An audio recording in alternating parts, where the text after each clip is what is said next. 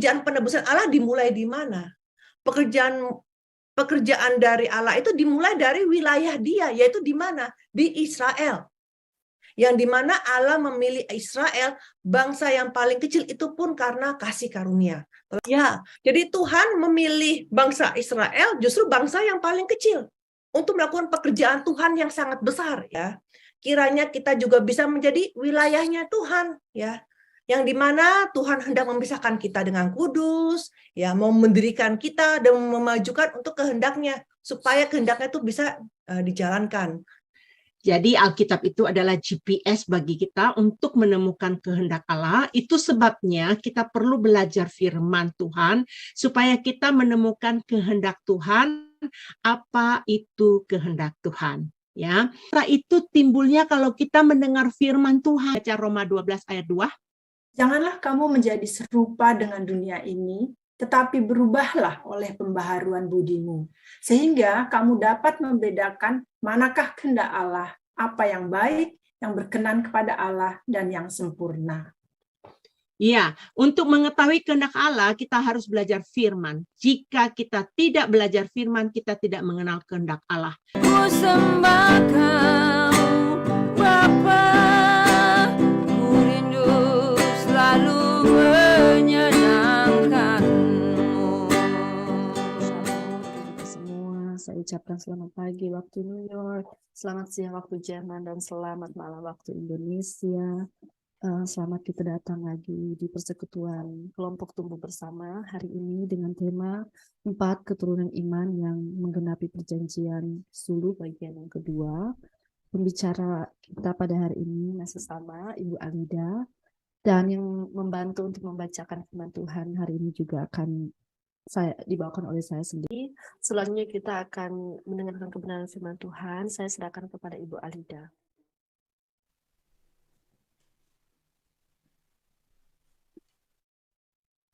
Ya. Oke.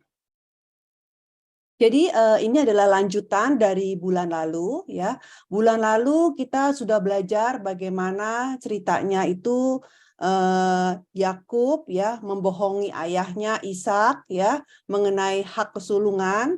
Kemudian Yakub itu lari dari rumahnya karena mau dibunuh oleh Esau, dan dia lari ke rumah pamannya yang bernama Laban. Dan di tempat di Haran itu Yakub tinggal selama 20 tahun ya, dan memperoleh 12 anak. Waktu itu Benyamin belum lahir ya, Benyamin belum lahir ya. Setelah 20 tahun kemudian Yakub kembali ke Kanaan ya. Jadi setelah 20 tahun tinggal di rumah Laban, Yakub akhirnya kembali ke Kanaan. Nah, dalam on the way, dalam perjalanan pulang, ini Yakub bertemu dengan malaikat-malaikat Allah. Ya, kemudian Yakub menamakan tempat itu namanya Mahanaim, artinya bala tentara Allah. Nah, lewat Yakub bisa melihat malaikat Allah, hati Yakub menjadi terhibur ya. Karena kenapa? Karena bala tentara ini menyambut Yakub, menjaga dan melindungi Yakub supaya Yakub bisa pulang ke kampung halamannya.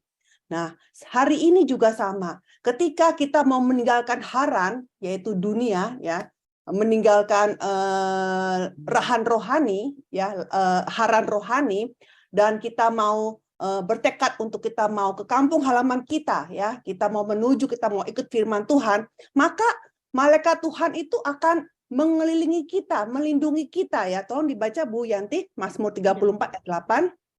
Malaikat Tuhan berkemah di sekeliling orang-orang yang takut akan Dia, lalu meluputkan mereka. Ya, jadi meskipun kita tidak bisa melihat itu malaikat Tuhan, tetapi malaikat Tuhan benar-benar mengelilingi orang yang takut akan Tuhan, yang taat kepada firman Tuhan. Ya, jadi ini adalah ayat penghiburan ya, ayat penghiburan yang dimana malaikat Tuhan berkemah di sekeliling orang-orang. Nah, berkemah mau ngapain? Berkemah menjaga dan melindungi kita, ya, anak-anak Tuhan. Ya, Ibrani 1 ayat 14. Bukankah mereka semua adalah roh-roh yang melayani, yang diutus untuk melayani mereka yang harus memperoleh keselamatan? Amin. Nah, setelah itu Yakub melanjutkan perjalanannya. Nah, kemudian Yakub ada masalah lain. Itu apa masalahnya? Yaitu Esau. Karena masalah Esau belum selesai. Ya, kemudian dia mengirimkan utusan kepada Esau ya, bahwa ini Yakub ya. Di Kejadian 32 ayat 6 Ibu bacakan. Ya, kemudian pulanglah para utusan itu kepada Yakub dan berkata, kami telah sampai kepada kakakmu, kepada Esau, dan ia pun sedang di jalan menemui engkau, diiringi oleh 400 orang. Ya, jadi ketika Yakub mendengar bahwa ternyata Esau itu datang ke tempatnya Yakub dengan 400 orang, hati Yakub menjadi sangat takut. Ya, padahal tadi sebelumnya dia melihat malaikat Allah, ya, yang mengelilingi dia, ya. Jadi meskipun dia sepertinya sudah ada malaikat-malaikat, ya, hari ini kita malah nggak bisa lihat malaikat, ya, yang mengelilingi kita. Tetapi Yakub malahan sampai mata rohaninya dibukakan sehingga dia bisa melihat malaikat. Tapi walaupun demikian, Yakub takut, masih takut, ya. Dan apa yang kemudian Yakub lakukan? Ya, dengan akal manusia, ya, dia hendak mengurangi kerugiannya. Ya, kalau kita baca ini ayatnya cukup panjang, ya. Jadi Yakub ini dia berpikir 400 orang ini mau membunuh mereka. Kalau begitu mereka punya pasukan, ya, maksudnya bukan pasukan Yakub tidak punya pasukan ya maksudnya ya, tapi dia punya kelompoknya mereka ya. Kelompoknya kan mereka waktu Yakub pulang dia kan membawa gembala-gembalanya juga ya kan, bukan hanya anak dan istri tapi juga banyak domba-domba, banyak ternak, dan itu kan perlu orang-orang yang untuk mengurus itu ya kan. Jadi dia punya orang-orangnya. Itu namanya kayak grupnya gitu. Nah, kemudian Yakub berpikir daripada nanti habis semua, bagaimana kalau aku bagi dua ya. Jadi seandainya mau dibunuh ya atau mau diserang, maka hanya hilang 50%. Ya, ini adalah pikiran manusia Yakub ya, sampai dia berpikir seperti itu ya. Mungkin pikiran Yakub ini sama dengan kita ya. Kalau kita mau mengurangi kerugian, kita akan pikir gimana supaya ruginya tidak banyak, seperti itu ya. Jadi saya bacakan di sini, sebab pikirnya, jika Esau datang menyerang pasukan yang satu sehingga terpukul kalah, maka pasukan yang tinggal akan terluput. Ya. Jadi di sini Yakub sangat takut ya, takut sekali kepada Esau yang mau membunuh dia dan juga keluarganya. Nah, kemudian setelah itu dia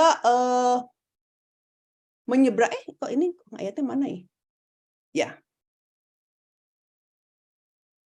Nah, kemudian setelah itu dia menyeberangkan keluarganya dan semua orang itu ke tempat seberang sungai ya. Dan di saat itu Yakub tinggal seorang diri. Tapi waktu itu pun dia tidak bisa tidur ya. Walaupun dia sudah berpikir dia membagi pasukannya, dan kalau kita baca ayat-ayat selanjutnya, bukan hanya membagi pasukannya aja, dia malah sampai dia mengirimkan hadiah kepada Esau ya. Jadi sudah dibagi dua untuk kira-kira mengurangi kerugiannya, tapi kemudian dia pikir lagi, lebih baik saya kasih hadiah kepada Esau ya. Dikasih hadiah sampai gelombangnya sampai 3 kali ya. Gelombang 1, gelombang 2, gelombang 3 dikirim hadiah kepada Esau. Tapi walaupun demikian, hati Yakub masih nggak tenang ya. Masih nggak tenang. Sudah dibagi dua pasukannya, sudah kirim hadiah ke Esau, tapi hatinya belum tenang ya. Maka itu dia di pinggir sungai Yabok, dia berdoa ya, dia berdoa. Tolong dibaca, Bu. Kejadian 32 24-26. Lalu tinggallah Yakub seorang diri, dan seorang laki-laki bergulat dengan dia sampai fajar menyingsing. Ketika orang itu melihat bahwa ia tidak dapat mengalahkannya, ia memukul sendi pangkal paha Yakub, sehingga sendi pangkal paha itu terpelocok ketika ia bergulat dengan orang itu. Lalu kata orang itu, biarkanlah aku pergi karena fajar telah menyingsing. Sahut Yakub, aku tidak akan membiarkan engkau pergi jika engkau tidak memberkati aku. Iya. Jadi ceritanya kan mereka harus melewati sungai Yabok ya. Nah, Yakub sudah menyeberangkan semuanya ya, keluarganya, ternaknya, orang-orang yang sudah diseberangin. tinggal Yakub seorang diri. Nah, di pinggir sungai Yabok ini Yakub berdoa dengan sungguh-sungguh, ya. Nah, apa sih artinya doa Yakub yang bergulat? Ya, itu artinya doa pertobatan yang sepenuhnya. Ya, Yabok dalam bahasa Ibrani adalah Yabok, yang artinya mengalir. Ya, jadi semuanya dialirkan. Ya, nah di sungai Yabok ini Yakub berdoa bahwa saya udah pikirkan semua dengan segala cara, ya, kemampuan dan dia punya akalnya, ya. Sepertinya tetap saja hatinya sangat takut. Tetap aja dia tidak bisa menyelesaikan semua masalahnya. Dan akhirnya dia bertobat kepada Tuhan. Sudah nggak tahu lagi Tuhan. Saya hanya bisa bersandar kepada Tuhan saja. Seperti itu. Ya. Jadi dia mau mengalirkan segala caranya itu di sungai Yabok. Nah, apa itu doa yang bergulat? Doa yang bergulat itu adalah doa yang dengan segenap tenaga. Ya, artinya berpegang dengan kuat, berkelahi satu sama lain. Jadi di sini Yakub ini dengan gigihnya, ya, dia bersujud, ya, dengan tubuh yang sudah tua, ya. Kadang-kadang kalau kita mau doa, ya, doa dengan sungguh-sungguh, ya. Kadang-kadang kita nggak bangun-bangun, kita doa terus, ya. Yang bersujud, mungkin di sini ada yang pernah bersujudnya cukup lama di sini. Dulu waktu saya retret ke Korea sama teman-teman, kita naik gunung, ya. Nah, kalau namanya lalu bersujudlah di gunung itu, kan di gunung itu nggak ada bantalan, ya. Jadi langsung di rumput. Itu lumayan juga, ya, cukup. Udah kita semua angkat tangan dan kita butuh itu nggak gitu lama sebenarnya, tapi itu sakit juga. Saya punya lutut, ya, sampai waktu mau berdiri itu agak gemetar. Nah, saya lagi pikir bagaimana dengan Yakub, ya, Yakub yang sudah tua. Saya belum seumur Yakub, tapi Yakub seperti itu dengan gigi dan dia sujud dengan sungguh-sungguh sampai Tuhan tolong jawab aku Tuhan, gitu, sampai seperti itu. Ya, jadi doa Yakub adalah doa yang meratap dan memohon, ya, untuk dia nggak berhenti berdoa sebelum terima jawaban. Ya, tolong dibaca, Bu. Hosea 12 ayat 5, ia bergumul dengan malaikat dan menang. Ia menangis dan memohon belas kasihan kepadanya. Ya, jadi walaupun tadi kisahnya di kitab Kejadian, tetapi yang mengenai Yakub berdoa dengan sambil menangis dan memohon ini ada di kitab Hosea. Jadi Hosea 12 ayat 5 jelas-jelas dikatakan bahwa ia bergumul dengan malaikat dan menang. Ia menangis dan memohon belas kasihan kepadanya. Nah, apa itu artinya menangis? Menangis dalam bahasa Ibrani artinya baka, yang mana dia meratap dengan sungguh-sungguh, meratap dengan keras dan memohon dengan sangat. Ini seperti doa Yesus di mana? Di Getsemani, ya. Yang mana doa Yesus juga doa yang penuh dengan permohonan, dengan ratap tangis seperti itu. Jadi doa yang benar dengan sungguh-sungguh, ya. Ketika kita sedang ada masalah, ya, kita berdoa, ya kan, kita pasti dengan nangis kan kita doanya kan, dengan nangis dan juga dengan sungguh-sungguh, ya, seperti itu, ya. Itu doa yang meratap, yang memohon, ya. Nah, jadi seperti Yakub, jika kita berdoa dengan tekun, ya, sambil kalau belum dapat jawaban kita tetap terus doa, ya, maka akan menerima jawaban, ya. Tolong dibaca, Bu. Mazmur 88 ayat 2-3. Ya Tuhan Allah yang menyelamatkan aku, siang hari aku berseru-seru, pada waktu malam aku menghadap Engkau. Biarlah doaku datang ke hadapan-Mu, sedengkanlah telingamu kepada teriakanku. Kolose 4 ayat 2, bertekunlah dalam doa dan pada itu berjaga-jagalah sambil mengucap syukur.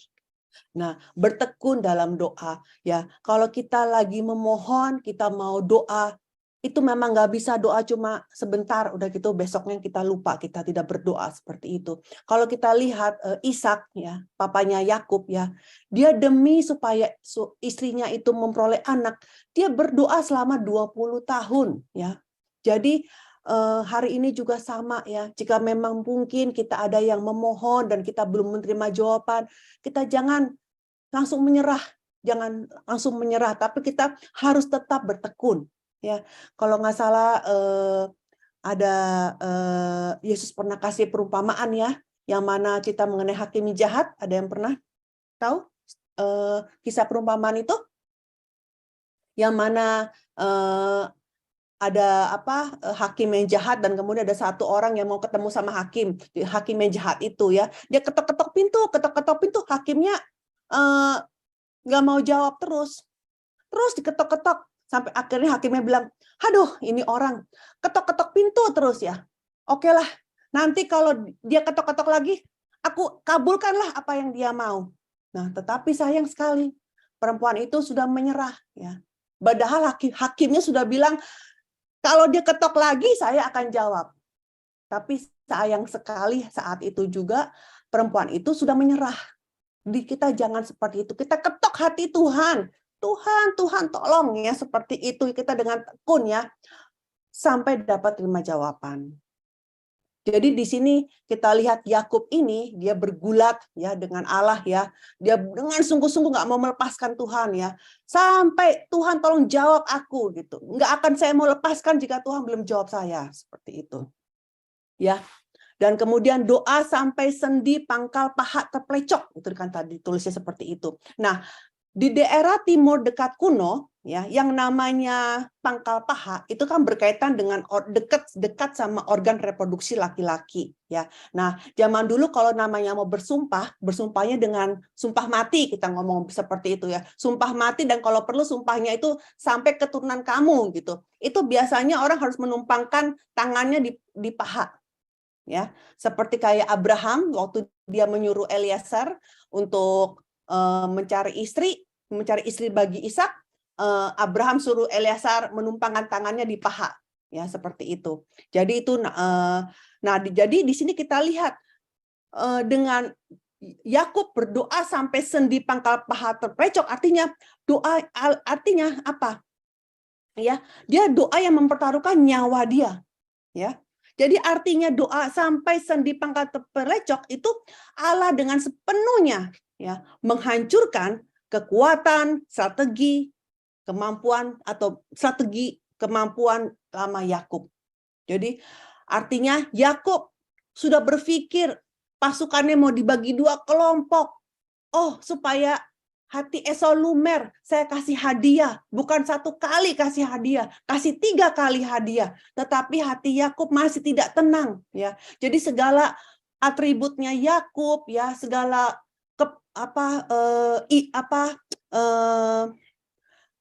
manusia lama Yakub lumerkan semuanya, Yakub cairkan semuanya di tempat sungai Yabok, dan Yakub hanya bisa bilang, Tuhan, saya hanya bisa bersandar sama kamu. Saya udah nggak bisa lagi. Saya hanya bersandar sama kamu. Seperti itu.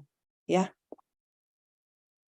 Nah, ketika Yakub sudah bilang dia benar-benar mau bersandar sama Tuhan, barulah Allah memberikan Yakub nama yang baru. Ya. Tadi ketika dipanggil, Yakub, siapa nama kamu? Ya. Dulu waktu Yakub dipanggil oleh Ishak, ayahnya, siapa nama kamu? Yakub bilang, aku Esau. Dia berbohong ya, dan arti namanya memang dia penipu ya, berbohong ya. Tapi sekarang Allah bilang, siapa kamu? Yakub bilang, aku Yakub. Dia ngaku aku Yakub. Dia sungguh-sungguh sangat bertobat, dan karena itulah Allah memberi Yakub nama yang baru, artinya Israel. Apa artinya Israel? Israel artinya pemenang ya, pemenang ya. Sudah bergumul melawan Allah dan manusia dan dia menang ya. Ya, dan ketika dia sudah dapat nama baru, yaitu ada Israel, baru setelah itu matahari terbit. Maka itu Yakub memberi nama tempat itu adalah Peniel, yang artinya wajah Allah. Aku sudah melihat wajah Allah. Ya, matahari terbit. Ketika tadinya kita sudah nggak tahu dengan akal apa lagi ya supaya masalah kita ini dapat selesai, rasanya gelap sekali ya. Tapi ketika kita sudah bilang, Tuhan, aku sudah berserahkan semuanya kepadamu saja Tuhan, maka menjadi terang. Hati kita menjadi terang karena kita sudah bisa berserah kepada Tuhan. Ya, kenapa? Karena Tuhan kita adalah matahari. Ya, di Mazmur 84 ayat 12. Ya, jadi damainya Tuhan itu menerangi hati Yakub sehingga hati Yakub menjadi damai. Sudah nggak ada rasa takut lagi, ya sudah ada kedamaian seperti itu. Baca Bu Bilangan. Bilangan 6 ayat 25-26, Tuhan menyinari engkau dengan wajahnya dan memberi engkau kasih karunia. Tuhan menghadapkan wajahnya kepadamu dan memberi engkau damai sejahtera. Ya, nah hari ini juga sama. Bagi orang yang mau menyalibkan dan membuang manusia lama dirinya pada kayu salib di dalam Yesus Kristus, ya, maka kita adalah Israel rohani. ya. Jadi kita adalah pemenang jika kita bisa hanya bersandar kepada Tuhan. Kebetulan minggu ini adalah minggu sengsara, ya, yang dimana di hari Jumat nanti Yesus akan disalib, ya. Dengan Yesus disalib, mari kita pakukan juga, ya, semua atribut-atribut kita, semua manusia-manusia lama kita, ya, sehingga kita pun bisa menjadi pemenang, ya, bisa menjadi Israel rohani kita semua. Dan ketika Yesus bangkit di hari Minggu, kita pun juga menang, ya, kita pun bisa jadi manusia yang baru seperti itu. Ya, tolong dibaca. Kejadian 33 ayat 1-3, Yakub pun melayangkan pandangannya, lalu dilihatnyalah Esau datang dengan diiringi oleh 400 orang. Dan ia sendiri berjalan di depan mereka, dan ia sujud sampai ke tanah 7 kali, hingga ia sampai ke dekat kakaknya itu. Iya, jadi dia jalan, terus dia sujud. Dia jalan, dia sujud. Seperti itu, sampai 7 kali, ya. Dan Esau yang naik kuda, dia bisa melihat dari jauh Yakub itu bersujud sama dia. Ya. Nah, kita lihat di sini bagaimana Yakub itu datang dengan rendah hati, ya. Datang kepada Esau dengan sangat-sangat rendah hati, ya. Jadi ini memperlihatkan hati Yakub yang sangat-sangat dia sungguh-sungguh bertobat atas semua kesalahan yang dia perbuat kepada Esau, ya. Nah, karena itu ketika Esau melihat Yakub yang berbuat demikian, maka akhirnya hati Esau menjadi luluh, ya, jadi luluh, ya, dan akhirnya Esau nggak ada lagi mau niat untuk membunuh Yakub, dan akhirnya mereka malah berdamai, ya. Itu ada di Kejadian 33 ayat 4. Nah, kalau kita lihat ini, proses perdamaian antara Yakub sama Esau ini adalah kasih karunia Tuhan. Ya, jadi bukan karena usaha Yakub, bukan karena Yakub udah kasih hadiah sampai 3 kali gelombangnya, bukan. Tapi ini adalah karena hati Esau tuh dirubah oleh Tuhan, ya, dari keinginannya membunuh menjadi iba setelah melihat Yakub, ya. Jadi lewat doa di Sungai Yabok, ya, Yakub itu memulihkan hubungannya dengan Tuhan. Nah, ketika kita memulihkan hubungan kita dengan Tuhan, ketika kita sudah berdamai dahulu dengan Allah, maka Allah akan membereskan semua masalah kita. Ya, maka Tuhan pun juga akan mendamaikan hubungan kita dengan manusia. Ya, karena kalau kita berdamai dengan manusia dengan kemampuan sendiri itu nggak bisa, tidak bisa. Rasa benci itu nggak bisa hilang tanpa kasih karunia Tuhan. Ya, seperti itu. Tolong dibaca Bu Ayub sama Amsal. Ayub 22-21, berlakulah rahmat terhadap dia supaya engkau tenteram. Dengan demikian engkau memperoleh keuntungan. Amsal 16 ayat 7, jikalau Tuhan berkenan kepada jalan seseorang, maka musuh orang itu pun didamaikannya dengan dia. Iya, Amsal 16 ayat 7, ini jelas sekali ya. Jika Tuhan berkenan kepada jalan seseorang, maka musuh orang itu didamaikan. Ya, jadi bukan kita yang berusaha mendamaikan, karena jujur saja kita kalau dengan usaha sendiri kita nggak mampu bisa maafin orang, ya, kita nggak bisa berdamai dengan orang, tapi kita bisa benar-benar berdamai dengan orang, bisa melupakan kesalahannya itu hanya lewat Tuhan saja, Tuhan yang merubah, ya. Saya jadi ingat teman saya yang di gereja ya sekarang jadi anggota KUR ya. Dulu itu kan kalau dulu sebelum pandemik ya kan kita semua sering sekali ya ada acara tiap tahun mau retret ke Korea gitu ya kan. Nah, teman saya ini jujur uangnya sangat terbatas ya kan. Dan dia belum pernah ke Korea seumur umur gitu. Jadi dia ingin sekali pergi ke ke retret, seperti apa sih rasanya retret ke Korea itu gitu ya kan. Tapi nggak punya uang gitu ya. Nah, tapi dia berdoa terus seperti itu supaya Tuhan buka jalan ya, mungkin dia dapat dana ya, dia bukannya minta-minta ke teman-teman ya untuk bayarin dong gitu, enggak ya, tapi dia pikir mungkin ya kalau memang kehendak Tuhan saya bisa pergi ke Korea, tapi kalau enggak ya sudah mungkin next time seperti itu. Dan tiba-tiba ya teman saya ini bilang sama saya ya, dia cerita sama saya, Alida, tahu enggak? Itu ada temanku yang sudah lama aku sebel banget sama dia gitu. Sebenarnya aku udah lama karena dia hutang sama aku, ya hutang sama aku dan nggak bayar gitu, kabur begitu aja ya kan. Dan hatiku kesal sekali ya, pasti kita kesal kalau jadi dia gitu, seperti itu ya kan. Nah tetapi apa ya, waktu dia berdoa terus sama Tuhan ya, dan tahu-tahu orang itu temannya bisa telepon dia bilang, ini aku gitu, dia kasih tahu, dia ngomong-ngomong di telepon. Intinya apa? Intinya dia mau tiba-tiba nggak ada hujan, nggak ada angin, uangnya mau dikembaliin yang bekas hutangnya dia dulu gitu. Dan dia sangat surprise sekali, dan itu hutang itu sudah sangat lama, lebih dari 10 tahun ya, seperti itu. Jadi dan dikasihnya lebih. Jadi dia dan saat itu dia terharu sekali bahwa Tuhan tuh menjawab doa dia, dan uang itu ya cukup buat beli tiket dan untuk beli ngurus paspor karena dia nggak punya paspor ya, seperti itu, dan juga cukup untuk biaya makan, dia bisa pulang gitu, seperti itu. Dan dia bilang ini luar biasa sekali, karena kalau bukan pekerjaan Tuhan itu nggak bisa orang itu jadi aku bisa saya itu bisa lihat ternyata kalau sungguh-sungguh itu memang ada jalannya, seperti itu ya. Ini saya sharing aja ya. Nah, Yesus juga ya, di sini Yesus juga mengajarkan kan, sebelum kita kasih persembahan di gereja setiap hari Minggu ya, katanya kita harus apa? Harus berdamai dahulu sama saudara kita ya.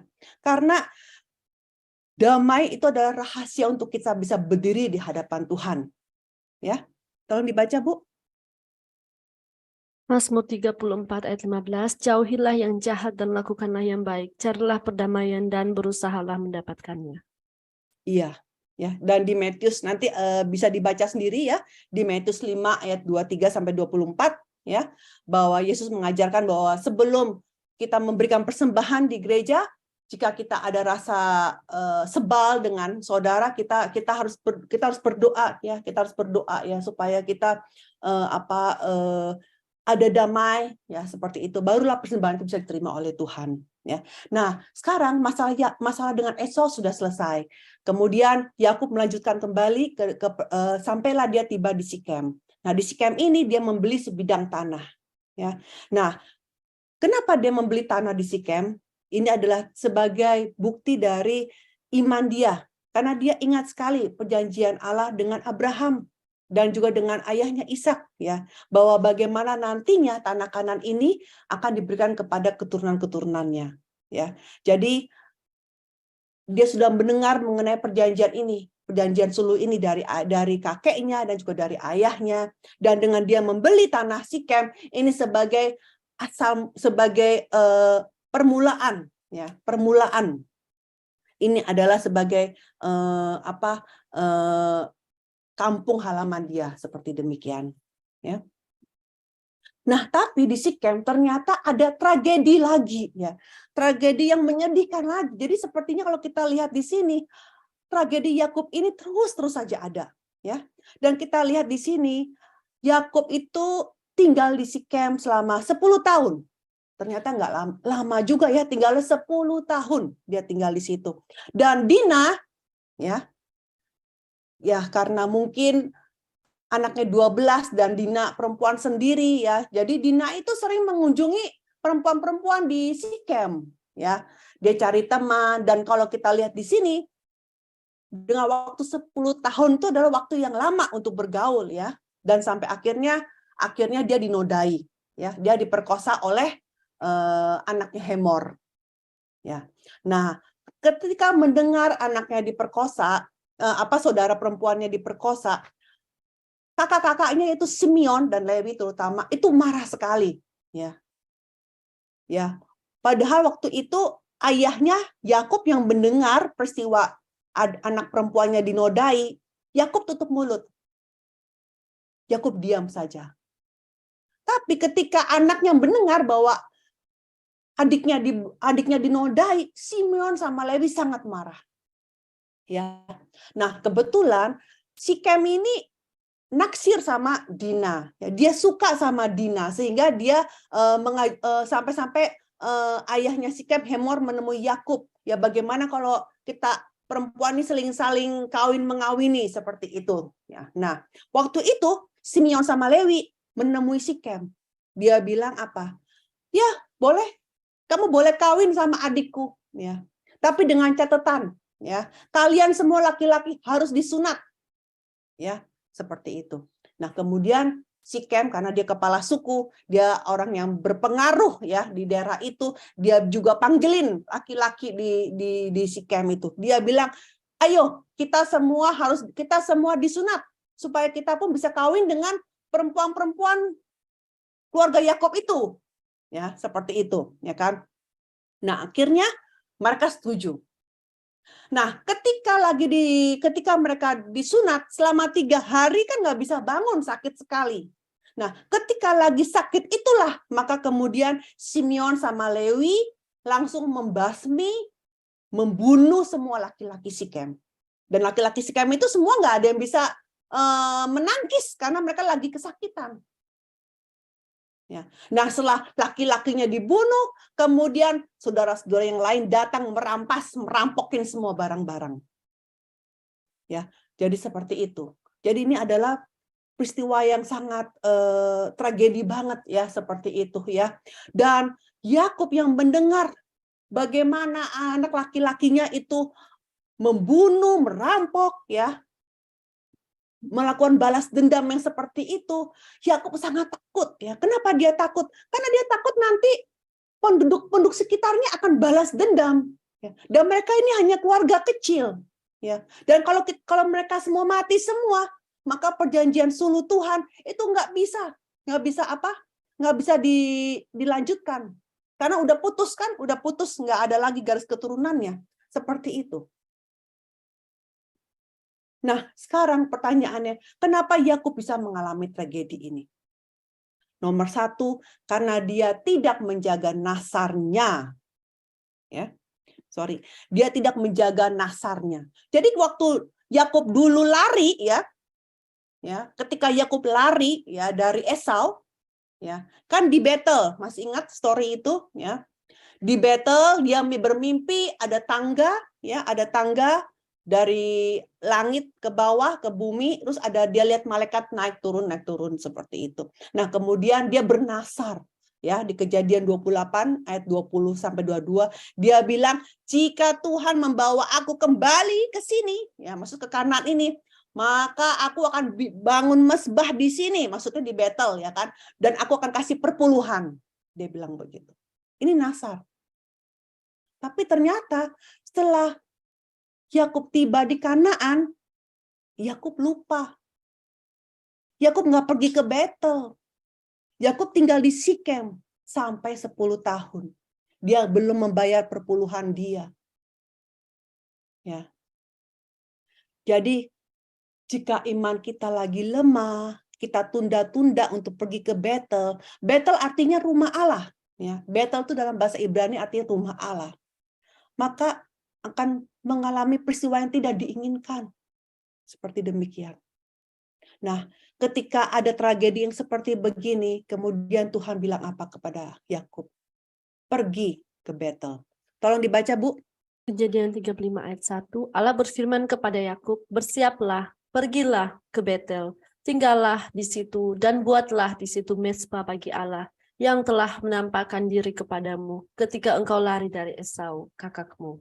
Iya. Ya. Jadi Tuhan kasih dia pergi ya. Kalau bahasa Inggrisnya go up ya, go up ke Betel. Ya, kalau kita lihat ya kalau pergi ke Yerusalem, Yerusalem juga seperti itu ya. Kalau di Alkitab itu setiap kali kalau bilang pergi ke Yerusalem, selalu dibilangnya naik ke Yerusalem. Kalau bahasa Inggrisnya ya, go up ke Yerusalem seperti itu. Rumah Tuhan tuh di atas, jadi selalu go up bilang. Ya. Nah, tetapi untuk bisa pergi ke rumah Tuhan ternyata ada syaratnya. Tuhan juga bukan hanya bilang, "Ayo sana langsung pergi ke Betel." Tidak. Tuhan kasih syaratnya apa? Nomor 1, disuruh apa? Jauhkanlah dewa-dewa asing. Coba dibaca Kejadian 35 ayat 2 sampai 4. Jauhkanlah dewa-dewa asing yang ada di tengah-tengah kamu, tahirkanlah dirimu dan tukarlah pakaianmu. Mereka menyerahkan kepada Yakub segala dewa asing yang dipunyai mereka dan anting-anting yang ada pada telinga mereka. Lalu Yakub menanamnya di bawah pohon besar, Tarbantin, yang dekat Sikem. Ya, kalau di dalam bahasa Inggris dibilangnya jelas sekali pohon Tarbantin ya, tapi kalau bahasa Indonesianya cuma dibilang pohon besar seperti itu. Nah, kok bisa ya ada dewa-dewa asing? Kan bukan kita tahu Yakub itu berdoanya hanya kepada Tuhan, ya kan? Nah, ternyata siapa yang sembahyang sama dewa-dewa asing? Ya itu siapa? Budak-budaknya, ya. Dan kita nggak tahu si Bilha sama Silpa, ya. Seperti itu, ya. Jadi ternyata mereka menyimpan terafim itu dewa-dewa kecil, kayak patung-patung kecil. Dan juga mereka menyerahkan anting-anting, kok anting-anting ya, kenapa nggak kalung? Karena zaman dahulu yang namanya sama dewa-dewa itu mereka dari anting-anting. Jadi misalnya kalau kamu menyembahnya kepada dewa bulan, maka anting-antingnya berbentuk bulan sabit, seperti itu. Mungkin kalau zaman now itu mungkin anting-antingnya salib gitu, seperti itu ya kan. Nah tapi seperti itu, jadi mereka itu kalau yang namanya mau menyembah dewanya apa, itu mereka aksesorisnya itu biasanya di anting-anting ya. Jadi karena itu juga dianggap seperti kayak sakralnya mereka, sehingga dewa-dewa asing dan anting-anting itu ditanam di pohon ya. Jadi Yakub bilang sama orang-orang di satu rumah, mana semua patung-patung berhalanya? Ingat tidak story-nya waktu Rahel itu juga mencuri terafim ayahnya, ya. Bahkan Rahel pun juga ngambil terafim ayahnya. Buat apa dia ngambil, ya? Seperti itu, ya kan? Jadi dia suruh semua orang, ya, budak-budaknya. Kan Yakub punya banyak gembala, ya. Mungkin Yakubnya berdoa sama Tuhan, tapi kita nggak tahu. Budak-budaknya kan juga berdoa sama dewa-dewa asing. Jadi semua dikumpulin di rumah dan kemudian Yakub tanam di bawah pohon. Ya, jadi hari ini sesuatu yang kita lebih cintai daripada Tuhan itu sudah adalah berhala. Ya, keras kepala juga itu berhala. Kedegilan itu sama dengan dosa menyembah berhala. Tolong dibaca. 1 Samuel 15 ayat 23, sebab pendurhakaan adalah sama seperti dosa, bertenung, dan kedegilan adalah sama seperti penyembah berhala dan terafim. Ya, degil itu keras kepala maksudnya, seperti itu. Ya, jadi keras kepala kita itu sama dengan menyembah berhala. Sama dengan terafim itu adalah patung-patung kecil, seperti itu, ya, berhala. Ya. Nah, kemudian selain itu, selain Tuhan suruh buang berhala, Tuhan bilang apa? Tahirkanlah dirimu. Artinya sucikan dirimu, bersihkan dirimu, ya. Seperti itu. Kita lihat di sini setelah kembali ke Kanaan, Yakub kayaknya udah enak begitu ya. Dia sudah mulai melupakan Tuhan, sampai-sampai tinggalnya di Sikem selama 10 tahun. Dia lupa janji dia memberikan perpuluhan kepada Tuhan, janji nazar dia kepada Tuhan. Akhirnya apa? Setan itu hendak menghancurkan keluarga perjanjian dengan apa? Dengan peristiwa Dina, terus dengan Simeon dan Lewi yang emosinya meledak-meledak sehingga akhirnya melakukan pembunuhan, ya, seperti itu, ya. Dan juga dengan anak-anaknya merampok, itu kan berarti ada hawa nafsu, ya, rakus seperti demikian, ya. Itu adalah pekerjaan setan yang berusaha menghancurkan keluarga Yakub. Dan kemudian Tuhan juga suruh tukarkan pakaian, ya. Nah, pakaian ini menunjukkan status kita, ya. Tukarkan pakaian artinya tunjukkan bukti kamu bahwa kamu sudah menyelesaikan masa lalu kamu. Sampai-sampai penampilannya saja bisa dilihat. Ya, jadi mungkin kalau zaman sekarang katanya bilang aku percaya Yesus, tapi penampilan luarnya tetap masih suka marah-marah gitu ya. Masih ada iri hati gitu. Sehingga penampilan luarnya aja masih begitu gitu. Nah, sedangkan Tuhan maunya bukan hanya kamu percaya kepada Yesus, tapi juga penampilan luarnya juga membuktikan bahwa kamu ini adalah anak-anak Kristus. Bahwa kamu adalah murid Kristus. Penampilannya pun mesti ada seperti itu. Nah, di sini Tuhan bilang apa? Membersihkan diri dengan firman Tuhan dan dibaharui dalam roh. Tolong dibaca. Wahyu 19 ayat 8, dan kepadanya dikaruniakan supaya memakai kain lenan halus yang berkilau-kilauan dan yang putih bersih. Lenan halus itu adalah perbuatan-perbuatan yang benar dari orang-orang kudus. Ya, jadi sebagai murid Kristus, kita pun juga harus melakukan perbuatan-perbuatan yang benar. Jadi bukan hanya sebagai Kristen KTP yang mana hanya cuma ya oke aku percaya, tetapi perbuatan kita di mata orang masih buruk seperti itu. Ya, kita belum bisa memuliakan Tuhan lewat perbuatan kita. Ya, tolong dibaca. Efesus 4 ayat 22-24, yaitu bahwa kamu berhubung dengan kehidupan kamu yang dahulu harus meninggalkan manusia lama yang menemui kebinasaannya oleh nafsunya yang menyesatkan, supaya kamu dibaharui di dalam roh dan pikiranmu dan mengenakan manusia baru yang telah diciptakan menurut kehendak Allah di dalam kebenaran dan kekudusan yang sesungguhnya. Ya. Ayat berikutnya. Efesus 5 ayat 26, untuk menguduskannya sesudah ia menyucikannya dengan memandikannya dengan air dan firman. Nanti saya jelasin sekalian ya, tolong dibaca lagi. Markus 1 ayat 8, aku membaptis kamu dengan air, tetapi ia akan membaptis kamu dengan Roh Kudus. Ya, saya jelaskan dulu di sini. Saya jelasin dulu di sini. Nah, biasanya orang akan bertanya, dibaptis berapa kali ya? Dibaptis cuma 1 kali, ya. Ketika kita percaya Yesus, kita percaya bahwa Yesus adalah juru selamat, kita ke gereja, kita bilang kita mau percaya dan kita mau dibaptis, kita mau jadi orang Kristen. Kan dibaptis itu kan caranya mau diselam air atau dicelupin apa atau dipercikin air itu tidak masalah, ya. Mau gaya apa tidak masalah, tapi intinya adalah bahwa kita percaya kepada Yesus sebagai juru selamat, dan sebagai tandanya itu pendeta itu biasanya percikin dengan air atau mau cara selam tuh masing-masing ritual aliran gereja ya. Tetapi di sini intinya apa? Dibaptis satu, ya kan? Karena ketika kita dibaptis, dosa asal kita dihapuskan, dosa keturunan kita dihapuskan, dan juga dosa pribadi kita dihapuskan. Itu selesai. Ya.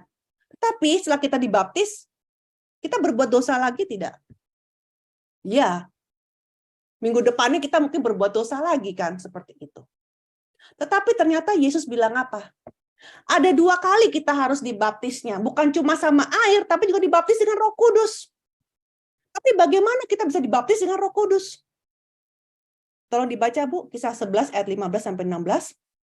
Dan ketika aku mulai berbicara, turunlah Roh Kudus ke atas mereka, sama seperti dahulu ke atas kita. Maka teringatlah aku akan perkataan Tuhan, Yohanes membaptis dengan air, tetapi kamu akan dibaptis dengan Roh Kudus. Dan ketika aku mulai berbicara, ini maksudnya ketika dia menyampaikan firman kepada keluarga Cornelius, ya kan?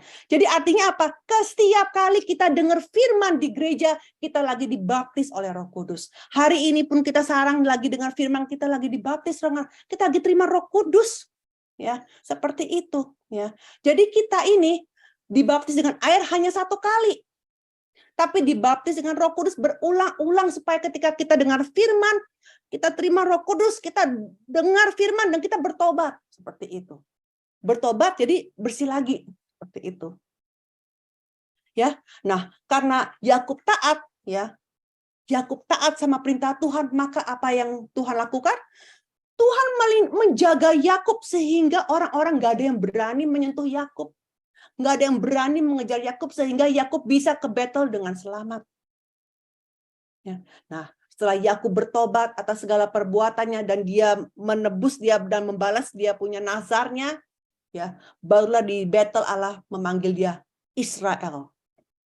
Inilah Israel yang sejati, ya. Sejak itu nama Yakub menjadi Israel terus kalau kita baca, ya.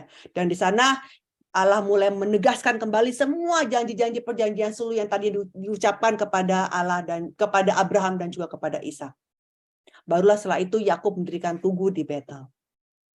Ya. Nah, kemudian setelah dari Betel dia mau ke mana? Mau ke rumah ayahnya Ishak. Bayangkan, sudah kembali ke Kanaan, tapi Kanaan itu luas ya. Belum nengokin Ishak. Ya, belum nengokin Ishak. Mungkin kalau saya jadi Yakub, saya pengen langsung ketemu sama ayah saya seperti itu ya. Tapi Yakub ini dia menunda sampai 10 tahun di Sikem. Ya. Karena ayahnya kan tinggal di Hebron, ya kan. Nah, on the way ya dari Betel ke tempat Hebron dalam perjalanannya, nah di Efrata inilah Rahel itu melahirkan Benyamin. Tapi karena persalinannya sangat sulit, maka Rahel mati. Nah, kalau kita lihat kehidupan Rahel, ada beberapa perbuatan Rahel yang tidak ada imannya. Kenapa?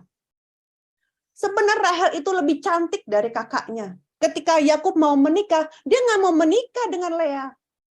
Dia nggak mau menikah dengan Bilha sama Silpa. Dia hanya mau nikah sama si Rahel. Karena dibilang katanya Rahel itu sangat cantik. Dibilang paras, kalau kita baca di Kejadian 17, katanya Lea itu buram matanya, ya. Sedangkan Rahel itu cantik. Ya, seperti itu. Nah, Yakub yang maunya sama yang cantik. Seperti itu. Dan ketika sudah menikah pun, sudah ada 4 istri pun, Yakub tuh paling sayang sama Rahel. Tapi walaupun demikian Rahel nggak puas, ya.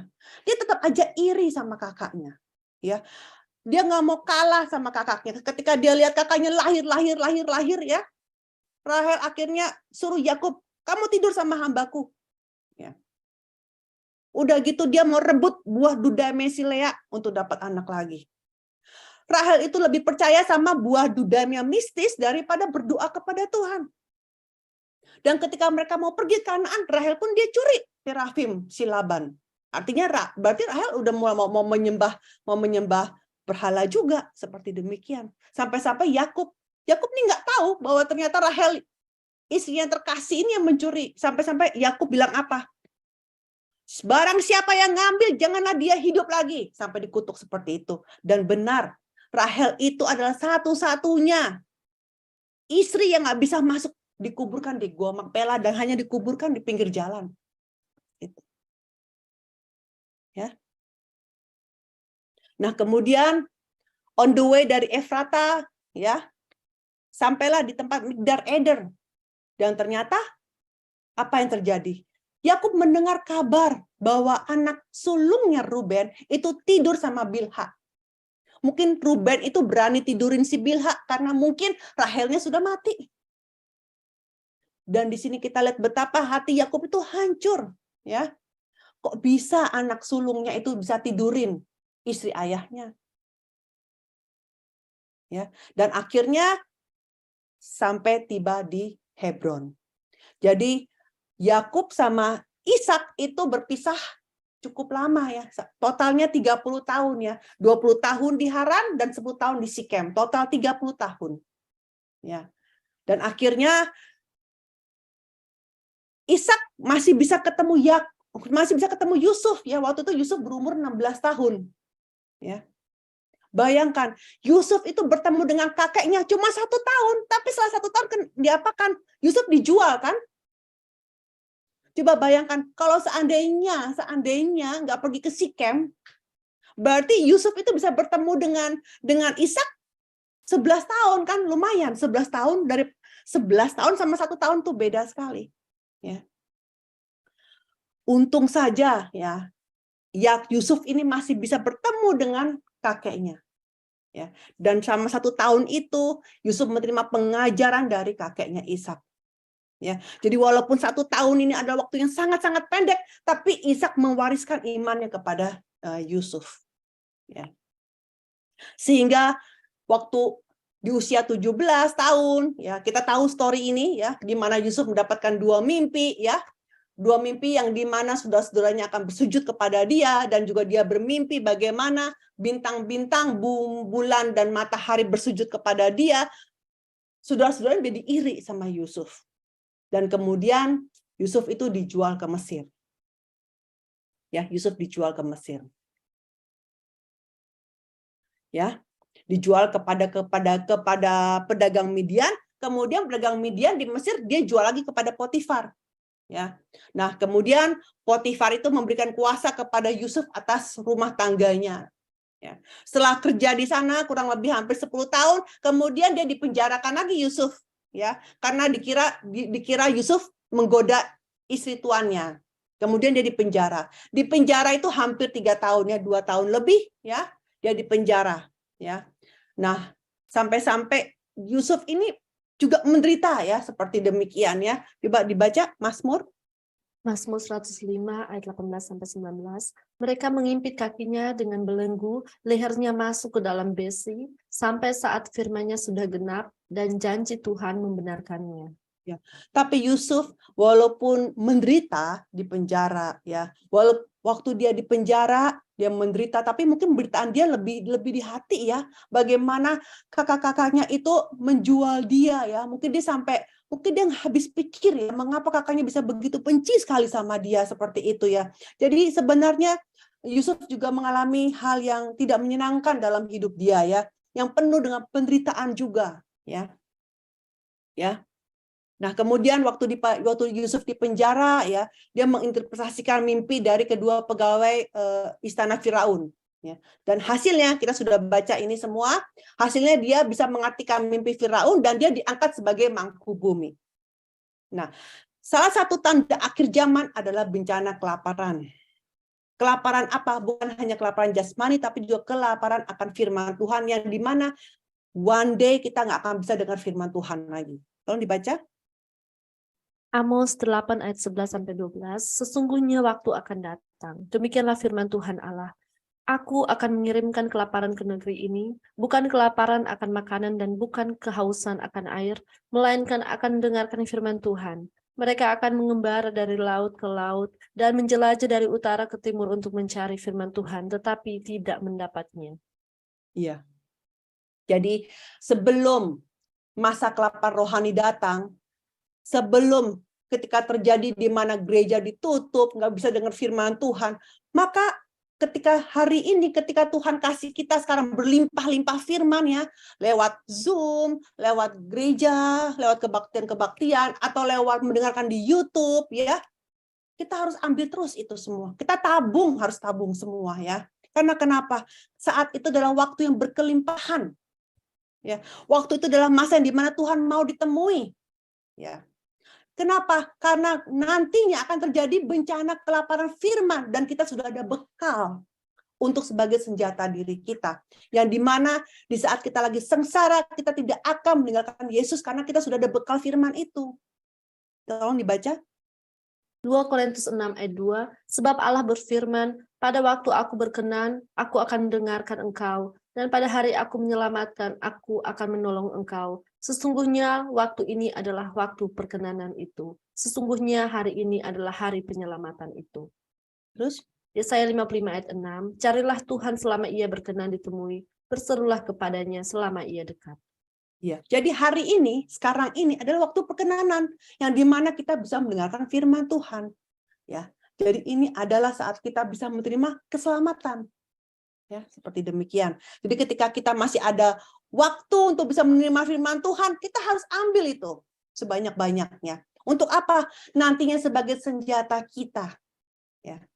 Untuk supaya kita bisa tetap hidup, supaya kita bisa tetap menang melawan dosa dan kejahatan.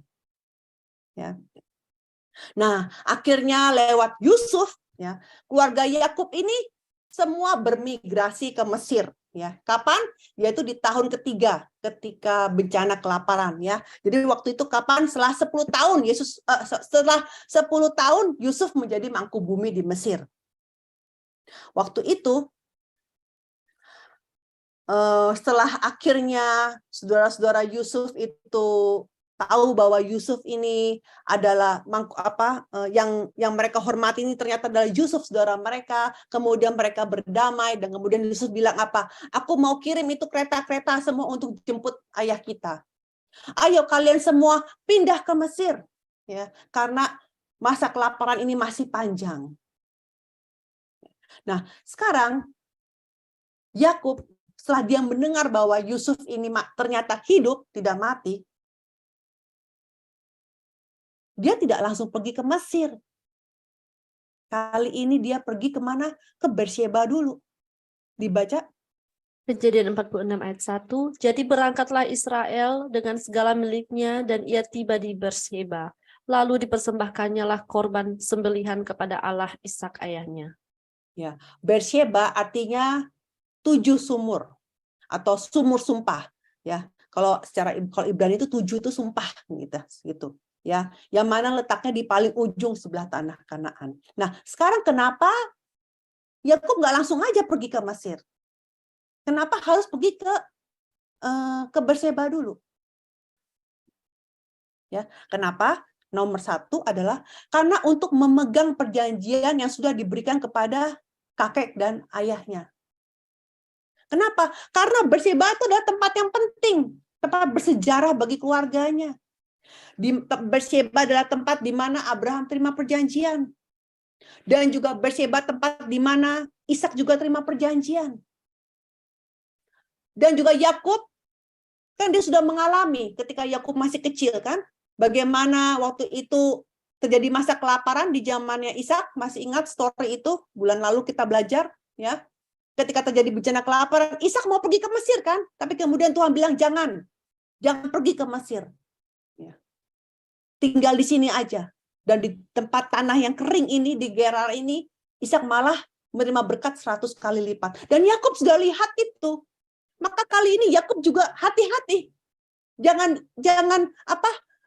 dengan dia sudah nggak mau lagi seperti kayak dulu kan dengan ini sendiri, tapi sekarang dia hati-hati, dia nggak mau langsung pergi ke Mesir begitu aja, dia mau tanya sama Tuhan dulu, ya, karena kenapa? Dia mau yakinkan dulu ini memang izin Tuhan apa tidak. Kalau Tuhan nggak izinin saya keluar dari tanah Kanaan, tanah perjanjian, saya tidak akan pergi, walaupun saya tahu Yusuf ada di sana, seperti demikian, ya. Dan juga Berseba ini adalah tempat Yakub itu bersujud, ya. Nah, doa apa yang Yakub naikkan di tempat Berseba? Itu adalah doa dengan iman yang mengatasi situasi. Maksudnya apa? Iman yang mengatasi situasi. Nah, kadangkala orang itu ngambil keputusan itu lihat situasi. Katanya suatu situasinya ini sudah oke banget kan? Karena sudah oke banget, udahlah nggak usah doa. Ini pasti kehendak Tuhan nih. Seperti begini. Terus kita langsung ambil keputusan demikian. Saya sering terjadi dalam hidup saya begitu, ya kan? Tapi akhirnya setelah waktu berapa lama ternyata keputusan saya salah, gitu. Saya lupa untuk berdoa, ya. Saya hanya lihat situasi sepertinya kayak mendukung banget, tapi ternyata sebenarnya tidak, seperti itu. Ya. Nah, Alkitab bilang kalau kita berhenti berdoa itu adalah berdosa. Tolong dibaca. 1 Samuel 12 ayat 23, mengenai aku, jauhlah daripadaku untuk berdosa kepada Tuhan dengan berhenti mendoakan kamu. Aku akan mengajarkan kepadamu jalan yang baik dan lurus. Artinya apa di sini? Mungkin kita bilang, aku nggak pernah berbuat dosa. Apakah kita pernah melewatkan doa? Kalau hari ini kita nggak berdoa, itu kita sudah berdosa, kita sudah berhenti berdoa. Seperti itu. Jadi kita jangan melewatkan doa. Doa itu penting sekali, ya. Dan kita juga jangan hanya mengambil keputusan karena situasi. Situasi ini mendukung, ya, karena kehendak Tuhan itu nggak bisa dilihat lewat situasi. Dan doa Yakub di Berseba adalah doa yang seperti apa? Doa yang dengan segenap jiwa. Nah, tadi di Kejadian 46:1 dikatakan apa? Yakub itu memberikan persembahan, memberikan korban sembelihan di Berseba. Nah, di sini kita lihat yang dia berikan itu dalam bentuk jamak, dalam bentuk banyak. Jadi di sini kita lihat Yakub ini demi untuk mendapat jawaban dari Tuhan, dia bukan cuma sekedarnya kasih persembahan. Dia kasih persembahannya dengan yang banyak, dengan sungguh-sungguh. Ya, jadi bukan secara formalitas, ya. Seperti itu, tapi dengan sungguh-sungguh mengharapkan jawaban. Dan juga ini adalah doa yang berserah, ya, doa yang mana dia nggak akan mengambil keputusan kalau bukan memang kehendak Tuhan untuk saya pergi ke Mesir atau tidak, seperti demikian. Nah, akhirnya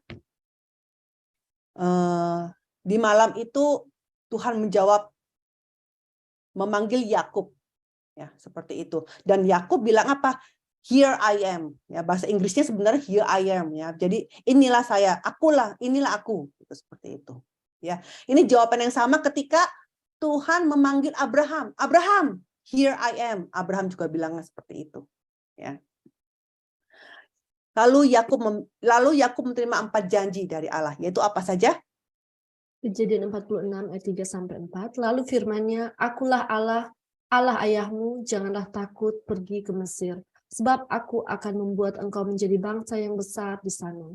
Aku sendiri akan menyertai engkau pergi ke Mesir, dan tentulah aku juga akan membawa engkau kembali dan tangan Yusuflah yang akan mengatupkan kelopak matamu nanti. Ya, tadi itu udah saya garis bawahi, itu ada 4 ya. Janjinya apa? Nanti jadi bangsa yang besar. Ya, aku akan menyertai engkau ke Mesir. Dan nanti aku juga akan membawa engkau kembali. Jadi berarti tubuhnya Yakub nanti selamati dibawa kembali ke Kanaan. Ya, dan juga siapa yang menutup matanya yaitu Yusuf sendiri. Ya, jadi Tuhan memberikan 4 janji kepada Yakub. Nah, setelah mendengarkan 4 janji inilah baru Yakub dengan semangatnya pergi ke Mesir. Ya, seperti itu. Dan sesuai dengan ternyata kalau kita baca di Kejadian 40 ayat 27, semuanya pindah ke Mesir. Dikatakan 70 keluarga Yakub. Ya. Jadi kita lihat di sini perjanjian suluh ini semakin hari semakin digenapi, ya kan? Ingat perjanjian suluh apa isinya? Yaitu bahwa nanti keturunanmu itu akan tinggal di negeri yang asing. Ya, jadi sudah mulai digenapi ini perjanjian suluh ini. Ya. Nah, juga ketika Yakub mati di Mesir, tangan Yusuf yang menguburkan dan dia pun dibawa ke Gua Makpela di tanah Kanaan. Tolong Bu dibaca. Kejadian 46 ayat 26 sampai 27, semua orang yang tiba di Mesir bersama-sama dengan Yakub, yakni anak-anak kandungnya, dengan tidak terhitung istri anak-anaknya, seluruhnya berjumlah 66 jiwa. Anak-anak Yakub yang lahir baginya di Mesir ada 2 orang. Jadi keluarga Yakub yang tiba di Mesir seluruhnya berjumlah 70 jiwa. Ya, jadi 66 keluarga Yakub ditambah Yusuf ditambah Manasye dan Efraim, total 70. Ya kan? Tetapi kalau kita baca ayat-ayat berikutnya, ternyata di dalam situ ada apa? Ada anaknya Benyamin sama cucunya Benyamin. Padahal waktu itu Benyamin belum menikah. Ya, bayangkan. Cucunya sama anaknya ditulis. Dan cucunya ini padahal lahirnya di mana? Di Mesir. Nah, tetapi kenapa Tuhan tulis? Kenapa Tuhan tulisnya sampai 70 orang? Ya, padahal ada yang sebagian lahirnya di Mesir. Nah, 70 ini adalah simbol. Ini adalah angka yang sempurna, angka penuh yang dimana keluarga Yakub seluruhnya gak ada 1 orang pun sisanya yang tertinggal di Kanaan. Semuanya bermigrasi ke Mesir. Ya, dan ini adalah keselamatan yang penuh, keselamatan yang sempurna. Jadi 70 ini simbol, ya, dari nantinya di kemudian hari. Nantinya mereka menjadi besar dari 70 orang menjadi 2 juta orang di Mesir. Ya, sudah mau selesai, ya. Nah, kemudian setelah Yakub tiba di Mesir, Yusuf mengajak ayahnya dan juga 5 wakil kakaknya untuk menemui Firaun. Karena mesti bersilaturahmi kan, datang ke negeri orang mesti bersilaturahmi ya. Dan kemudian ketika menemui Firaun bertanya kepada Yakub, umur berapa kamu? Oh, umurku 130 tahun. Ya, dan kemudian tolong dibaca, Bu. Kejadian 46 ayat 34. Maka jawablah, hamba-hambamu ini pemelihara ternak sejak dari kecil sampai sekarang, baik kami maupun nenek moyang kami, dengan maksud supaya kamu boleh diam di tanah Goshen. Ini kami ya, sorry, salah ketik bukan kamu saya. Ya. Sebab segala gembala kambing domba adalah suatu kekejian bagi orang Mesir. Ya, jadi waktu itu Yusuf permisi sama Firaun, dia bersilaturahmi dan dia bilang apa? Izinkan kami tinggal di Goshen. Lah, dari semua tanah Mesir yang luas itu, kenapa pilihnya Goshen? Nah, nomor 1 adalah untuk menjaga kemurnian iman dari bangsa Israel. Kenapa? Karena Goshen ini letaknya jauh dari kota Mesir. Ya, dari kota Mesir ya.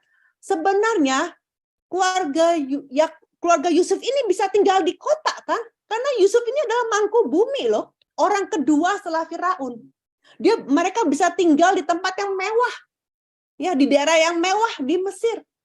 Tapi Yusuf nggak mau. Kenapa? Kalau memang keluarganya nanti bergabung, nanti iman mereka akan tercemar. Mereka akan ikut-ikutan gaya hidupnya orang Mesir. Dan mereka akan melupakan iman mereka. Dan nantinya mereka akan tercampur, saling kawin mengawini. Maka itu Yusuf dengan hikmatnya bilang kepada Firaun untuk tinggalnya di Goshen, di tempat yang jauh dari tempat kota. Dan juga dia bilang bahwa pekerjaannya apa sih orang Israel? Oh, pekerjaannya hanya sebagai gembala. Nah, di mata orang Mesir, ini kan kekejian ya, tapi sebenarnya kalau dalam bahasa aslinya bukan kekejian, tapi najis ya. Itu orang Mesir itu najis kalau ngelihat orang gembala gitu loh, seperti itu. Orang Mesir itu adalah bercocok tanam, bertani. Ih, kok kamu najis sih pekerjaannya gembala, seperti itu. Nah, udah dikasih tahu bahwa pekerjaannya gembala, sehingga orang Mesir pun nggak mau kawin sama orang Israel.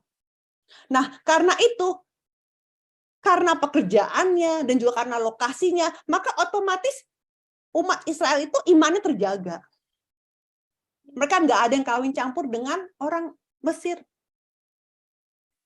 Dan juga karena mereka di Goshen tersendiri, sehingga mereka bisa berkembang. Ya, jadi alasan yang kedua untuk apa? Supaya bisa menjadi berkembang, bisa beranak cucu. Ya, karena kenapa? Karena orang Mesir akan lihat, orang Mesir akan melihat, ini orang Israel ini bangsa yang kecil, bangsa yang rendah, bangsa yang najis pekerjaannya. Karena mereka menganggap bangsa Israel adalah bangsa yang kecil, maka mereka diamin aja bangsa Israel itu, sehingga dengan bebasnya mereka bisa beranak cucu. Coba bayangkan kalau memang misalkan mereka tinggal di kota Mesir, ya, mereka juga menikmati kekayaan ya, karena Yusuf ini mangku bumi ya kan. Bagaimana perasaannya orang Mesir? Jengkel pasti. Kesel. Ini orang bukan Mesir tapi kok bisa hidupnya enak. Jadi seperti duri di mata. Ya. Maka itu Yusuf nggak mau bangsa Israel itu menjadi duri bagi orang Mesir. Makanya tinggalnya di Goshen. Dan juga alasan yang ketiga adalah untuk apa? Untuk persiapan Eksodus. Kenapa? Karena Goshen itu bukan hanya jauh, tapi dia di perbatasan tanah Mesir. Paling ujung dan di perbatasan tanah Mesir. Jadi paling cepat gampang kaburnya. Paling cepat gampang kalau pada waktu Eksodus keluar dari Mesir. Jadi Yusuf udah dengan hikmatnya, udah pikir seperti itu. Ya, nah akhirnya Yakub sudah bertemu dengan Yusuf dan dia tinggal di Mesir selama 17 tahun. Jadi selama 17 tahun ini adalah masa-masa indahnya Yakub bertemu dengan Yusuf. Ya, kita sudah lihat ya, total hidup dia itu 147 tahun. Tapi indah-indahnya hanya 17 tahun, ya. Sisanya kita sudah tahu story-nya itu, ya. Penuh dengan air mata seperti itu. Dan kemudian Yakub ya, menjelang matinya ya, dia udah berpesan kepada Yusuf bahwa aku nggak mau dikuburkan di Mesir ya, tapi dikuburkan di tempat gua Makpela, di mana bapak leluhurnya, nenek moyangnya Abraham, Ishak semua dikuburkan di situ. Ya. Nah, kemudian juga sebelum matinya Yakub memberkati kedua anak Yusuf. Kan Yusuf punya 2 anak ya, yaitu Manasye sama Efraim. Ya. Dan kemudian Yakub bilang, Manasye Efraim ini bukan cucu saya, tapi dia anak saya. Tolong dibaca. Kejadian 48 ayat 5, maka sekarang kedua anakmu yang lahir bagimu di tanah Mesir, sebelum ada datang kepadamu ke Mesir, akulah yang empunya mereka. Akulah yang akan empunya Efraim dan Manasye, sama seperti Ruben dan Simeon. Jadi statusnya anak-anak Yusuf kan harusnya kan cucunya Yakub, betul? Tapi menjadi anak-anak Yakub. Makanya sekarang kita bisa baca, kalau dibaca di Alkitab, suku Manasye, suku Efraim. Nggak pernah dengar suku Yusuf, nggak ada. Ya. Tetapi dengan demikian, maka kita akan lihat bahwa ternyata Yusuf ini sebenar-benar anak sulung. Ya. Kalau di Imamat dikatakan, anak sulung itu dapat 2 bagian. Dapat 2 porsi. Apa-apa dapat 2 porsi. Ibaratnya kalau itu pizza dibagi 12, kalau cuma Yusuf seorang kan cuma dapat 1 potong pizza. Ya, dapat cuma ini kan tanah Kanaan. Pizza itu dianggap sebagai kayak tanah Kanaan. Dibagi 12, berarti Yusuf hanya dapat 1 potong sebidang tanah itu. Tapi kalau nama Yusuf dikeluarkan, ada Manasye dan Efraim masuk, berarti dia dapat 2 potong. Dapat 2 bagian pizza itu kan. Sehingga otomatis Yusuf menjadi anak sulung dengan dimasukkannya Manasye dan Efraim. Tapi kemudian ada yang pikir, loh, kalau gitu jadinya 13 dong, bukan 12. Kan Manasye sama Efraim kan 2, ya kan? Yusufnya di take out, dilepas, Manasye Efraim dimasukkan jadi 13 kan? Nah, nanti kita belajar lagi bahwa ternyata tetap 12. Tanah itu dibaginya 12 bukan 13. Terus suku siapa yang nggak dapat tanah? Itu suku Lewi. Ya. Suku Lewi adalah suku imam. Suku imam tidak punya tanah. Karena dia sebagai imam, tugasnya adalah apa? Mengajarkan firman kepada semua suku. Sehingga suku Lewi diserahkan ke seluruh 12 tempat itu. Nanti kita belajar lagi tuh. Pas waktu kita belajar mengenai suku-suku itu. Ya, jadi hari ini kita intinya Manasye dan Efraim udah menjadi anak Yakub seperti demikian. Ya. Nah, sekarang kita lihat di Ibrani ternyata Tuhan catat mengenai perbuatan iman Yakub. Tapi yang dicatat itu ternyata apa? Yang dicatat ternyata hanya apa? Cuma tentang waktu dia mau mati. Yang Tuhan anggap itu perbuatan iman Yakub. Tolong dibaca. Ibrani 11 ayat 21. Karena iman, maka Yakub ketika hampir waktunya akan mati, memberkati kedua anak Yusuf, lalu menyembah sambil bersandar kepada kepala tongkatnya. Iya. Kan sebenarnya perbuatan iman Yakub ada banyak, bukan cuma ini. Tapi kenapa di Ibrani itu ada catatan orang-orang beriman. Kok Tuhan dari semua perbuatan Yakub, Tuhan pilihnya 2 perbuatan ini? Nah, itu yang kita mau lihat kan. Coba tolong dibaca. Kejadian 47 ayat 31. Kemudian kata Yakub, bersumpahlah kepadaku. Maka Yusuf pun bersumpah kepadanya. Lalu sujudlah Israel di sebelah kepala tempat tidurnya. Ya, di sini dikatakan bahwa Israel sebenarnya di sebelah kepala tempat tidurnya. Tetapi di Ibrani dikatakan dia menyembah sampai bersandar pada kepala tongkatnya. Nah, apa maksudnya di sini Ibrani dikatakan bersandar pada tongkat? Ya, kalau orang gembala itu pasti bawanya tongkat, ya kan? Untuk mengembalakan domba atau juga untuk bersandar. Nah, hari ini bagi Yakub, Yesus adalah tongkat rohani. Allah adalah tongkat rohani dia. Ya. Nah, kita pun mau seperti Yakub. Ya, yang mana tongkat rohani kita, yang tempat kita bersandar dalam hidup kita adalah Yesus. Ya. Dan tongkat kalau ada banyak tongkat itu apa? Salah satunya apa? Untuk berlindung dari kefasikan. Ya. Itu ada catat aja ayatnya 11 ayat 4. Ini nggak usah dibaca ayatnya. Nah, satu lagi apa? Yaitu alat untuk menuntun jalan di depan. Tolong dibaca. Mazmur 23 ayat 4. Sekalipun aku berjalan dalam lembah kekelaman, aku tidak takut bahaya, sebab engkau besertaku. Gadamu dan tongkatmu itulah yang menghibur aku. Iya. Nah, jadi kita lihat lagi di sini ya bahwa bagi Yakub ya, kenapa tadi saya lihat di sini Ibrani 11:21 lalu menyembah sambil bersandar pada kepala tongkatnya. Artinya ketika Yakub mati, dia mati dengan yang dimana dia bersandar kepada bahwa Tuhanlah tongkat sejati dia. Seperti itu. Ya. Jadi dengan waktu dia mati, dia pun mati dengan yang mana saat itu imannya itu. Jadi walaupun dia tubuhnya sangat lemah ya, tetapi sebenarnya iman dia semakin strong ya. Sampai-sampai dia bilang, sampai-sampai Tuhan mengakui dia bahwa dia itu mati dengan bersandar pada tongkatnya ya. Bersandar pada Allahnya, seperti itu.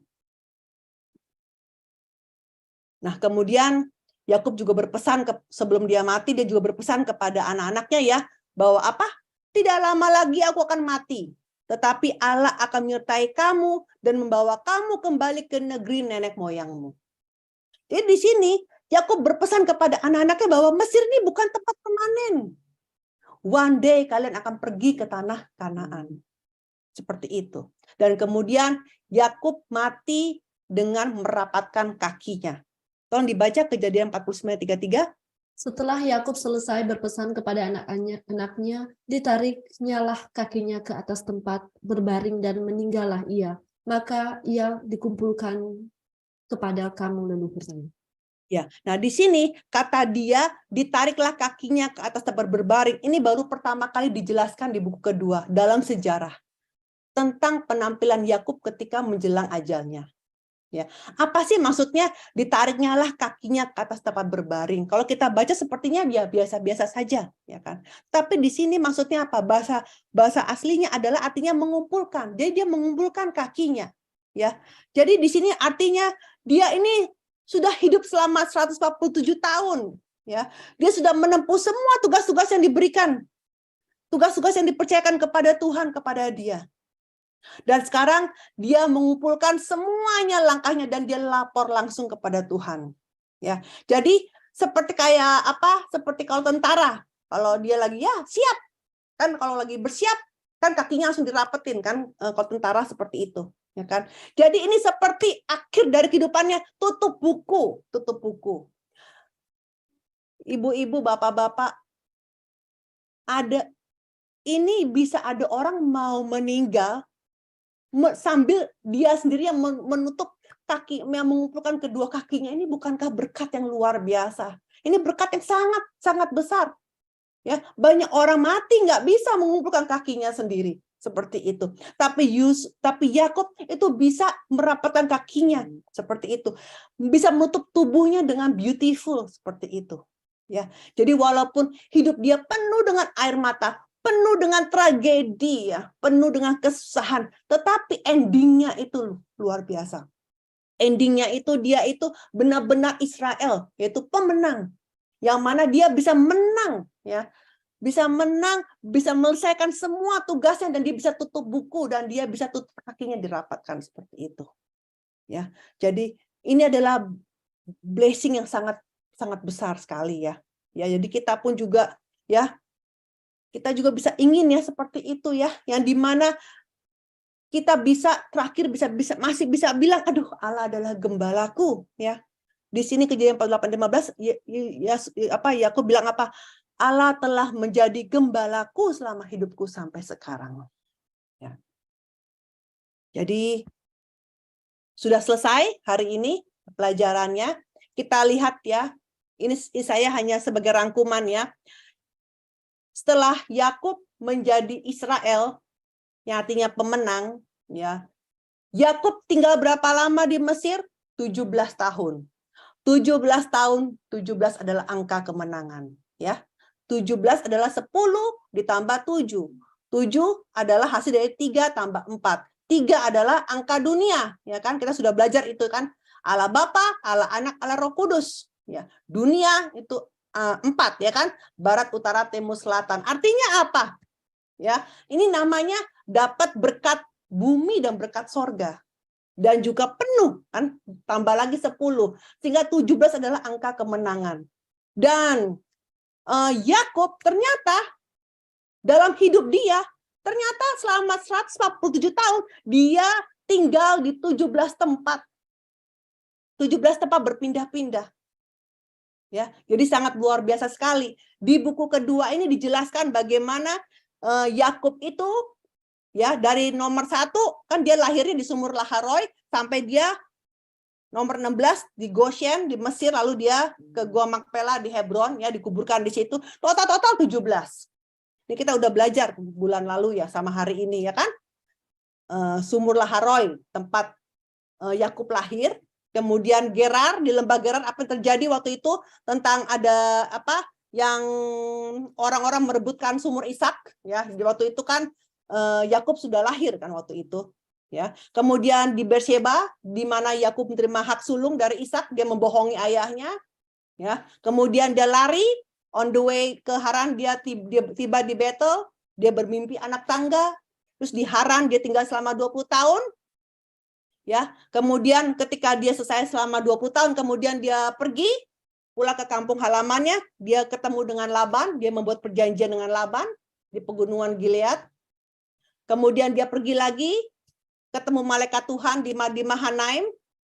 Kemudian dia pergi lagi, tinggal di tempat Yabok, di sungai Yabok, di mana Yakub menerima nama baru Israel. Ya, nah tadi Sukot saya nggak bahas ya, karena di Sukot itu dia hanya mendirikan rumah sementara buat istirahat, ya. Baru setelah itu ke Sikem, ya. Nah di Sikem tinggal 10 tahun, ini sangat menyedihkan, tragedi di Sikem. Dari Sikem kemudian dia ke Betel, ya. Dari Betel kemudian dia ke Bethlehem, di mana Rahel mati. Kemudian pergi ke Migdal Eder, di mana Yakub mendengar bahwa Ruben tidur dengan Bilha, dan akhirnya dia ketemu di Ishak kembali di Hebron. Habis Hebron, dia mendengar mengenai Yusuf sudah masih hidup, dia pergi ke Beersheba dulu untuk minta penegasan kepada Tuhan. Setelah menerima janji Tuhan, barulah dia ke Goshen di Mesir. Dan setelah dia mati, dia kembali ke Gua Makpela di Hebron. Totalnya 17. Hari ini kita sudah belajar, dan bulan depan kita akan belajar mengenai Musa. Ya, hari ini kita tutup dengan doa. Bapa yang di sorga, kami hendak mengucapkan syukur ya Bapa atas segala pemeliharaanmu Bapa yang begitu besar.